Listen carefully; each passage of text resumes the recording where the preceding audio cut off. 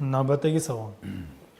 Ustoz, erim menga gapirmay qo'yadi, o'zi Rossiyada yuradi. 3 ta bola bilan tashlab ketgan, bizlarni olib ketmadi. Biron narsa olib bering desam, jahli chiqadi. Bismillah va salatu vassalamu ala rasulillah va ba'd. Afsuski, mana shunaqangi holatlar juda ham ko'p hozirgi kunda. Endi u erkakning tomonidan qarasak, tanganing ikkinchi tarafiga qarasak, oila boqaman deb u ham ketgan, Rossiyada yurishda ham o'zi bo'lmaydi, sovuqda, begona yurtlarda har xil holatlar bo'ladi. U yerga borgandan keyin ham bir joyga yotqizib qo'yib non bermaydi. Kelibsan ekan mana deb uxlaganiga non bermaydi. Ishlash kerak, xizmat qilish kerak. O'sha nima qiladi, bola chaqam deb qiladi. O'sha tomoni bor. Agar bola chaqam deb ketib, masalan, bir uy qilamiz, sharoitimni to'g'irlab olamiz desa, xotinam endi o'shanga yarasha sabr qilib turish kerak bo'ladi-da endi. Eri shuncha ishlagani ketgan endi. U ham nafsi bor, erda ham o'shandan kechib ketyapti. Siz ham nafsingiz bor. Kechib sabr qilib tursangiz, bir narsalarga erisharsiz balkim. Lekin agar ba'zi erkaklar borki, Rossiyaga ketib o'rgan, xuddi u Rossiya degani u odam uchun baliqni suvga qo'yib o'rgandek gap. Borgan u ayollar, u butun aroq ichishlar, ko'cha-ko'yda butun yallama yorim, ha degani hoji yo'q, qo'rqitgani bo'ji yo'q bu odamni. Toza o'zini hayoti bilan yashab, uyiga pul jo'natmasa, xotinidan xabar olmasa, bu zulm bo'ladi. Bunaqa odamlar ham juda ko'p eshitamiz. Mana bu tomoni ochiqdan ochiq zulm. Bunday holatlarda nima qilish kerak? U xotin shikoyat qilsa bo'ladi bunday paytda. O'zini haqqini talab qilsa bo'ladi. Bolalarning haqqini talab qilsin. Ota-onasiga borib aytsin. O'g'illaringga aytinglar, kelsin, menga qarasin.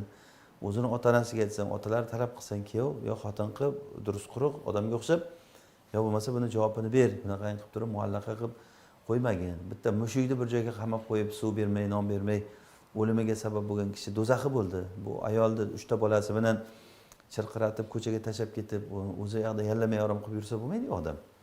Ham bir xil odamlar bo'ladi, men hozir aytayapti, achchiqlab oladi deb, telefonlarga javob bermaydi. Xuluq bu narsa qiyin endi. Shunaqa odamga duchor bo'lib qolish juda ham qiyin. Ba'zi odamlar mana shunaqa bo'ladi-da, bitta narsadan bahona chiqaradi-da, bo'ldi achchiqlab oladi. Shu bilan telefonni yopadi, na nafaqa beradi, na qaraydi, na qo'yadi, na tarbiya. U ayol ham bir zaifa kimnidir farzandi u. O'zingizni qizingizni o'sha ayolni o'rniga qo'yib ko'ring. Bitta odam qiziga xuddi shu muomalani qilyapti. Rozimisiz shunga? Endi aytish mumkin, o'zi tiling omanda, o'zi unday deydi, o'zi bunday deydi. Endi kamchiliksiz Alloh, ya'ni hamma odamlar mana shunday qilib yaratgan endi. Odamda kamchilik bor. O'sha kamchiliklarni kechirib, yaxshilik tomonini olib, yomonligini tashab, bir-birimiz bilan shunaqa qilib yashaymiz-da. U ayol yaxshiligi borki, men sizni o'sha 3 ta bolasizga qarab o'tiribdi shu uyda, siz yo'qingizni bildirmay. Siz bu yerda yuribsiz masalan. Mana shu tomonlarni ham hisobga olish kerak. Shuning uchun hamma tomonni hisobga olib, odam avval pichoqni o'zing yor, og'rimasa birovga ur deydi-ku o'zimizda. Xuddi o'sha gap. Yechimi, bu narsani yechimi o'sha ayol kishi endi o'sha o'zini haqqini talab qilib aytsa bo'ladi. Dadasiga, onasiga, akalariga masalan aytib, o'sha kuyovdan talab qilish kerak bu narsani, isloh qilishga harakat qilish kerak. Iloji boricha 3 ta bola bor ekan, orani isloh qilishga harakat qilish kerak. Bo'lmasa, eng oxirgi yo'li ajrashaman deyishga haqqi bor agar bu darajada bo'lsa, qaramasa, tashlab ketsa, masalan, qancha oylab masalan u yoqda yursa, ayol kishi o'zi baribir to'shak haqqi bor masalan. Yeb ichishdagi nafaqasini berib turgan taqdirda ham, ba'zilar uni ham bermaydi. Agar yemoq ichmoqni berib turgan taqdirda ham, lekin to'shak masalasi bor, unda ayolda haqqi bor. 4 oydan ziyod tashlab ketsa erkak kishi mumkin emas, ayolning roziligichisiz tashlab ketsa mumkin emas. Ayol rozi bo'lmasa agar tashlab ketishi mumkin emas. Shuning uchun ayol kishi haqqini talab qilsin, juda bo'lmasa men ajrashaman deyishga ham haqqi bor, lekin unga nasihat bermaymiz.